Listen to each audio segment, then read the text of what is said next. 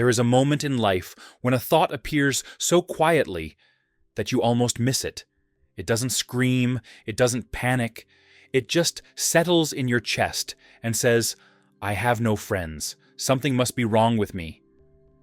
You don't say it out loud, but it follows you everywhere. When you open social media, when you walk past groups of people laughing, when you sit alone at night with nothing but your own thoughts, and slowly, without realizing it, you start believing a lie, that being alone means being broken. This story begins in a small coastal town, where the ocean never stops moving, but the streets are almost always quiet. There's a long road along the cliffs, with cracked asphalt, cold wind, and the sound of waves hitting the rocks below. People rarely walk there together. Most of the time, it's empty. That's where he used to go every evening, hands in his pockets, head full of noise, heart full of questions he didn't know how to ask. He didn't choose loneliness to be special. It chose him. Friendships came and went. Some faded, some betrayed. Some were loud, but hollow. Over time, he noticed something painful. Most people didn't really care who he was, only what he could offer. Attention, time, energy, convenience. And when he stopped giving, they disappeared, one by one. At first, he blamed himself. Maybe I'm boring. Maybe I'm too quiet. Maybe I think too much. Maybe I'm not enough.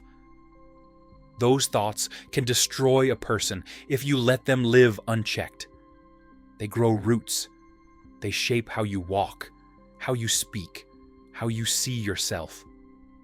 One evening, as the sun was sinking into the ocean, he noticed a dog sitting near the edge of the road. A medium-sized dog, mixed breed, rough fur, one ear slightly bent. No collar, no owner in sight. The dog wasn't begging, wasn't barking, wasn't chasing anyone. It just sat there, calm, watching the waves like it had all the time in the world. He walked past it, then stopped. Something about the dog felt familiar, not desperate, not lonely, just present. The dog looked at him. No judgment, no expectations, just eye contact. Honest, clean, real.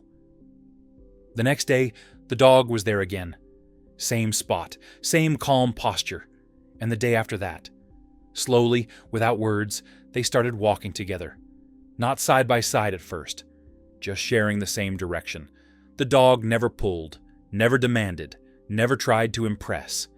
If he stopped, the dog stopped. If he walked, the dog followed. It was simple, and that simplicity felt rare. Days passed, then weeks. People noticed him walking with the dog. Some smiled, some ignored him, some whispered. But none of it mattered, because something inside him had changed. For the first time in a long while, he wasn't trying to be seen. He wasn't trying to fit in. He was just walking, breathing, existing. And that's when he realized something important. Being alone is not the same as being empty. Loneliness hurts when you are surrounded by the wrong people. Silence heals when you are finally honest with yourself. The dog didn't need a crowd. It didn't need validation. It didn't chase every hand that reached out. It chose where to stay. And when it stayed fully. That's what most people never learn. We're taught to believe that having many friends means success. That being invited everywhere means value. That silence means failure. But the truth is harsher and kinder at the same time. Most friendships are not built on connection, but on convenience. When you stop being useful, you stop being welcome.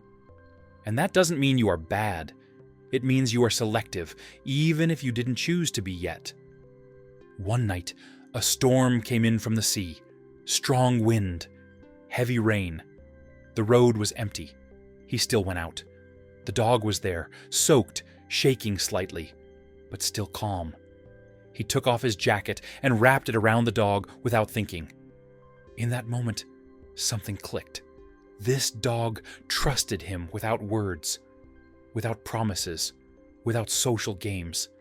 And somehow that trust felt more real than years of forced conversations.